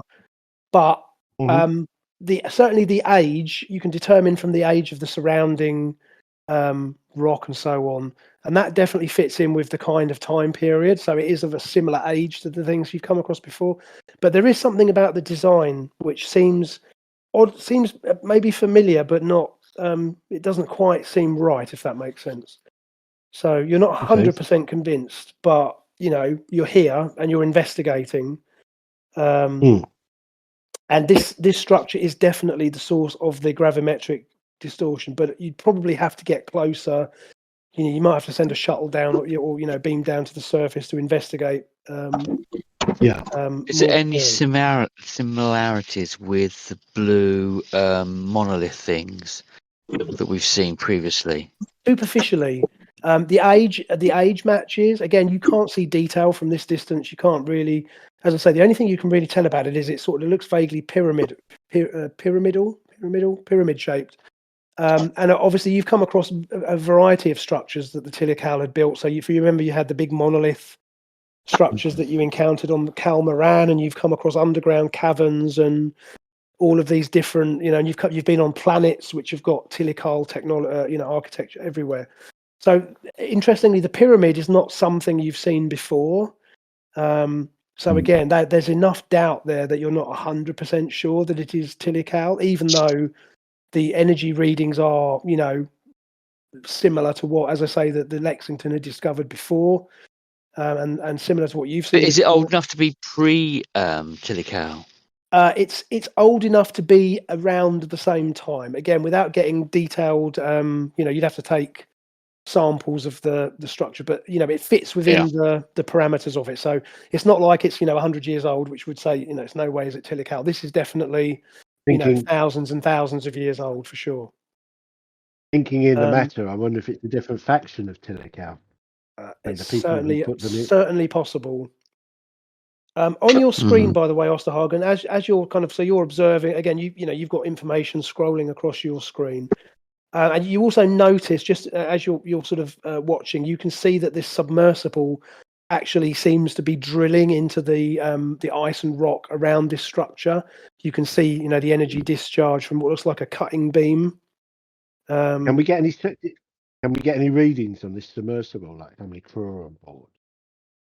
Yeah, you can do. I mean, how big is it? How many crew has it got? It's not that big. Just bear with me. I just need to. Let's have a little look. Blah, blah, blah, blah. Let's have a look. The submersible. Yeah, there's about. It looks like there's like 3 or 4 people on it. It's hard to be 100% sure. But it's a small submersible, so it's it's not it's like so it's not like it's not like a Los Angeles class submarine. It is a small it's as I say it's a smallish, I don't know, about the size of a shot. About the size it's of a probably shot. it's bigger. It's more like a runabout size maybe. So it's 20-30 meters long maybe. Again, this thing has been transported on board that cargo ship as well, so it's not like a huge submarine. It's not like the Seaview or something. It's a small. Obviously, it's designed to to drilling. It's obviously designed for drilling underwater. I mean, is there any records of this type of submarine? Is that because again, one would assume if it's been used, it's going to be an off-the-shelf item. I mean, again, it's you can't tell anything particularly at this distance. Again, you can see it's a commercial submersible. It's a commercial drilling submarine built by the Rand Corporation. It's nothing. It's nothing that doesn't fit in with the story that you've been told. It's something that again you some of you may have come across it before, something similar, but it's its technology is consistent with Orion technology. It's not military, it's civilian, so it's like a civilian mining sub. It's nothing unusual. So that's the information you've got. So you know that there's a settlement with about 30 odd people on the planet's surface. Again, there's a few more people in the submersible. You can see that they seem to be just carrying out normal operations. There's people moving about the settlement. There's evidence of drilling equipment, but currently the activity seems to be this submarine is obviously drilling. And again, everything you've picked up sort of fits with the story that you've seen so far. Okay. Well, time to take us in, I guess. What do you think? Well, do you want to try and communicate with them? You want to let them know you're here, or are you planning to just turn up unannounced? No, I think the element of surprise.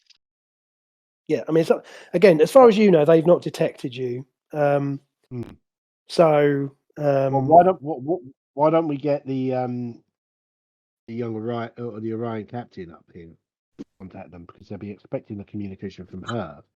Sure, we can do that. Okay. So Koleesh is they might be left. I was just going to say Koleesh's person who she has surreptitiously put to keep an eye on her will escort her to the bridge if that's what you want to do, or do you want to get her to go to the briefing room instead? Do you want to take her to the bridge, or do you want to take her to the briefing room? Bring her to the bridge. I mean, we can do sort of like the classic Star Trek thing of having talk on the. Anyway, whatever.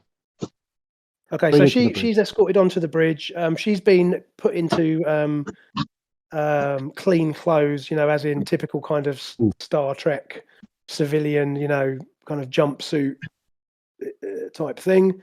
And she's escorted onto the bridge, and Koleesh's security person discreetly sort of stands to one side by the door.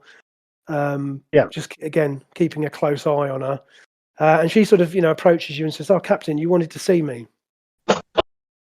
I said, yes, we're just approaching orbit of whatever of the planet. Disathus 2.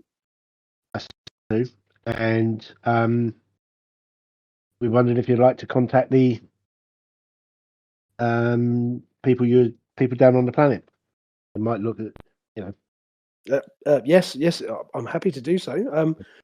And she sort of, with your permission, and she goes over to the, to the console, and she says, she instigates a communication, and on the view screen, there's like the view screen switches to like a waiting signal because she's obviously dialing calling a number or calling a communications.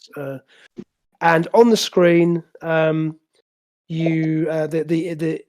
Orion female face appears on the screen. If you've got access to Discord, if you look in the general chat, I actually put up a couple of pictures, which I forgot to mention earlier. So in the STA game chat channel, so the top picture. So there's a blue guy at the top. So the blue guy is Facin, who's he's your Tilical. If you remember, he's the person on board the ship who was one of the retrieved Tilical from previously. But underneath him, there's an image of an Orion female, and isn't that John Stewart's daughter Jade, granddaughter Jade? I don't know. Jade, from the Green Lantern. Green Lanterns, possibly. I just did an image search for an Orion female, so I picked the first one that I could find. Right, okay, so she appears on the screen, and interestingly, however, sorry, go on. No, sorry, I didn't realise we had the Telecal representative on board. He's been on board. That's Facin. He's the sorry. He's the guy who, if you remember, he's the guy who was on the sailing ship. Yeah. In that case, I'm going to pull him to the bridge when we first scan the planet on the settlement, and I'm going to say, show him the readings we got for the pyramid. So does that ring any bells, or get his opinion on that? Well, he looks at it and he says, "Well, okay, so we sort of zip back in time a few minutes." And he says, "Well, sorry if I'm sorry, I didn't." No, it's all right. He just says, "Well, he says, look, it could." He says, "Look, he says, my people, my people built many different structures. It doesn't. It's not something I recognise."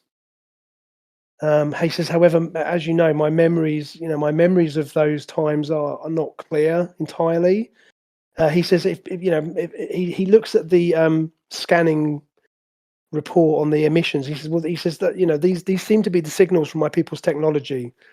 He says, but I haven't seen a structure like that before. That doesn't mean it's not from not built by my people, but it's not something I've seen before. So he doesn't really, because don't forget, he's not one of the he's simply he's basically come back from limbo back into a body. So he's his knowledge is he knows something, but he doesn't recognise it, which again might suggest it might not be Tilical. But but as I was saying, now if I'd realised anything, I did mention it, but he's been on the ship since before. But okay, he's still getting a bit of miffed that we only talk to him when we remember he's there. Exactly. Yeah. Back to the young now lady you need and- now you need Now me. you need me. Right. So put down the broom and come over here. Oi, mate. And bring me a cup of tea while you're at it. Okay, so on the view screen then, so this Orion captain appears, and she sees she sort of looks up and she seems to be annoyed. She looks annoyed, and she says, "What is it, Sarah? I'm busy." She goes, wait a moment. That bridge doesn't look right. And those of you on the bridge, you suddenly realise that you actually recognise this Orion. And you realise that this is her name is Paja Tizhenko, and you've encountered her twice before. Is she the one with the? Is she the Orion that was we ran into with the plague on the Klingon planet colony? She's the Orion. If you remember, one of your earlier missions, you went to a space station that was monitoring the breakdown of a sun, and she had arrived on this station before you and had kind of ingratiated herself with the base commander. Is that the one? Is that the one that had the energy things from the sun? Yeah, that's exactly right. Yeah. So she'd been around for that, but she also is the same Orion who was on Narendra station, and it was her ship, if you remember. Or she was the Orion who'd been replaced by the Changeling. Okay. So you remember on the mission with the hockey. Mm.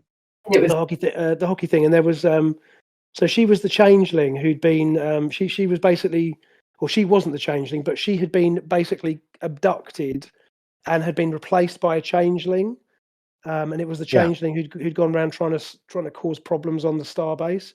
So she's the same Orion who subsequently was obviously rescued. You rescued her, but it's the same Orion. Her name's Paja Tizhenko. And when she sort of sees you all, and is like, USS Vigilant, is it? That is correct, Paja. I had to make your acquaintance again. No, deliberately mispronounce her name. Paga. Pia. Paga. Paja. First name basis. Yeah. Not Captain Tizhenko. Or simply say, I don't recognise you. I have no idea who you are. Yeah. You all look alike, you Orions. These green skins, they all look the same to me.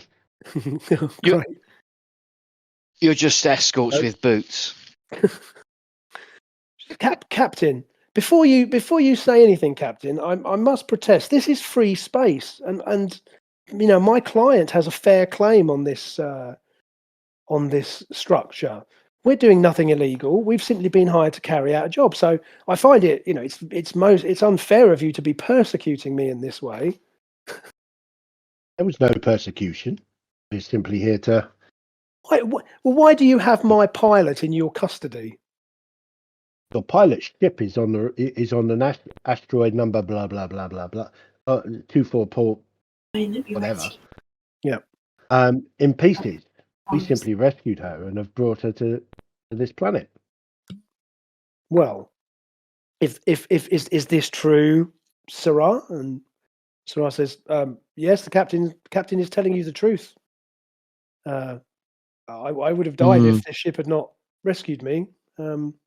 It does put somewhat of a dampener in our plans for completing the mission, but I'm certainly glad to be able to talk to you. I'm sure, I can contact my clan from the surface, and I can arrange for alternative transportation. But certainly, the captain is correct. Yes, I would not be speaking to you if they had not rescued me from the surface of that damned asteroid. So she says, "Well, Captain, I in that case, I should offer you my thanks. Obviously, the loss of our transport vessel is an annoyance, but I'm certainly glad that Sarah is safe and well, and I offer you my thanks. So, will you be leaving soon, or? Well, not just quite yet. Part of our mission here was to investigate energy readings emanating from the planet. Energy readings you seem to have found. Now, wait a moment, Captain. I must re-emphasize the fact that my client has prior claim on this structure. Nobody. My license, my party and I have been on the surface for months, and I certainly will not allow Starfleet to just come in and take over the No, results of our labours. Nobody wishes. You have to no take jurisdiction something- here, Captain. This is free space. You have no jurisdiction here. Neither do you. Well, that's as may be, but we were here first. Captain, I think she is invoking finders keepers. Finders keepsies. I mean, to be honest, the legal situation here is a little unclear because she's technically correct. Yeah. In that this is again, despite what I said, I've no at the moment. I've no intention. I just wish to come and ascertain the nature of these signals. This is what I've been tasked to do. Yeah, of course. I do not wish to interfere with your mission or your expedition here or your client's profit. But this is the mission I've been tasked to do, and I wish to and I will carry it out. Well, perhaps we can discuss this further in person, Captain. At that point, however, Osterhagen, you're kind of half paying attention to this conversation, and as you are watching your display, you suddenly realise that the submersible's drilling beam seems to have stopped, and you're seeing signs of fluctuation in the submersible's power systems, and you suspect that this vessel might actually be in distress. And on the view screens, sort of almost at the same time, Tuzhenko, she sort of turns her head away from her conversation and what? Say that again.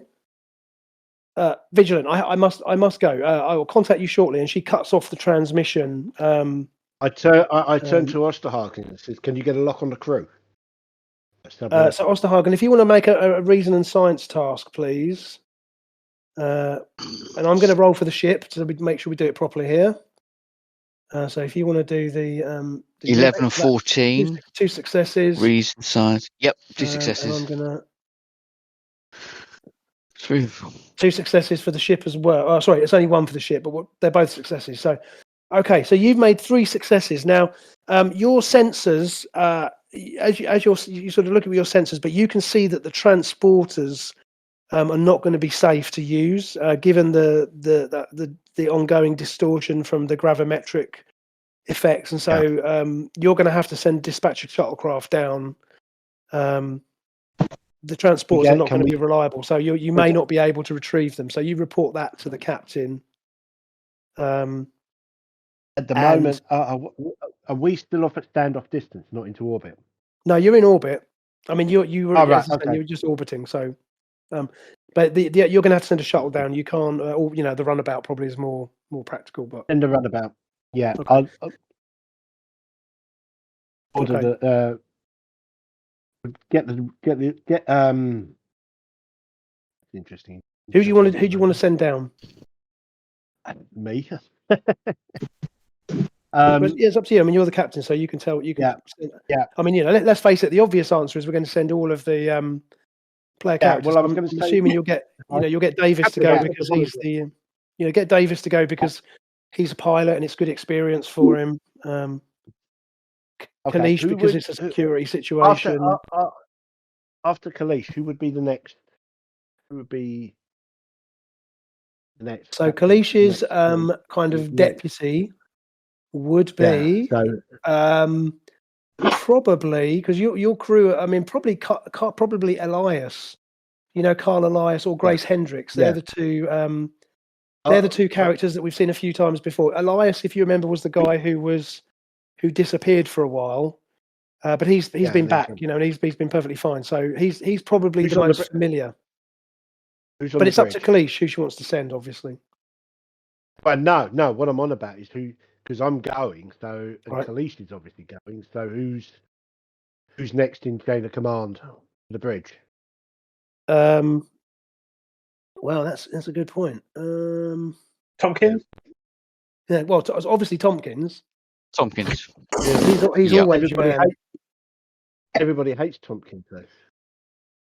Well, that's I tell you what, actually, probably Rodriguez. So you've got a strategic operations officer whose name is Honor Rodriguez, and she's technically Koleesh's deputy, because she's certainly the senior. She's a lieutenant. She's a senior rank.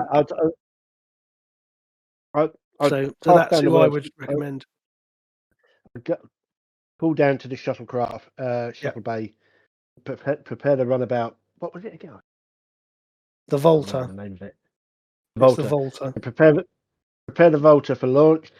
Yep. I'll rattle off like Koleesh, Koleesh, Davis, Osterhagen, and Giara report to the shuttle bay. Yeah. Davis visits in command, and I turn to the Orion captain and say, "Did you join us?" She says, "If that's acceptable, Captain. Yes, I'd very much like to." Yeah. Great. Okay, so we're going to wrap it up there, folks, because it's 10 o'clock now. So head out the door and head to the shuttle. Yeah, so you head off to the shuttle bay, and next time we will pick up as you are heading to the planet's surface. So, has anybody got anything they wish to put on record or to say before we wrap up? I just want to say that I've been working incredibly hard making sure that the shields could have coped with any asteroids had we come into contact with them. But my part has gone largely unnoticed. Perfect. I was fingers. Do not worry, Sorry? Do not worry, your efforts will be noted in the ship's log. You'll probably get a certificate. We've also out or something. Nobody reads the ship's log. No. No, but we have rephased the shield so that shuttlecraft can't land on our deck. Yeah, that's a good point. Yeah. That's a lesson learned. What about shuttles going the other way though? Did you think of that? Oh yeah, it's effectively it's like a one-way valve. Right. Okay. You got a cookie cutter to get in and out, effectively. Right. Okay. You guys, I don't know. Atoms. I know who's to blame. Right. Good. Well, if no one's got anything else on that note, we'll wrap it up. Thanks again for showing up. Appreciate it as always, and it's great to have everyone back together. Like I say, I'll put out. So I noted as Kerrin said he's not available for the next session. I'll contact you. I'll put out a message in a week or more, or a week or so, just to see if there's how everyone else feels. But I suspect we'll probably park it until post Christmas, just because again I want to hopefully would like to have everybody on board if we can. I must admit it's probably the best idea. Yeah. Okay. Well, should we just do that then? Should we just agree that we'll postpone it for now? We will pick up again then. The next session then will be January the 10th. January the 10th. January the 10th. Thank you for listening to this episode of Starship Vigilant. Kaz was played by Mike, Osterhagen was played by Kevin, Koleesh was played by Kerrin, Prux was played by Sarah Jane, and Davis was played by Alex. Our theme music is Fanfare for Space by Kevin MacLeod. See you next time.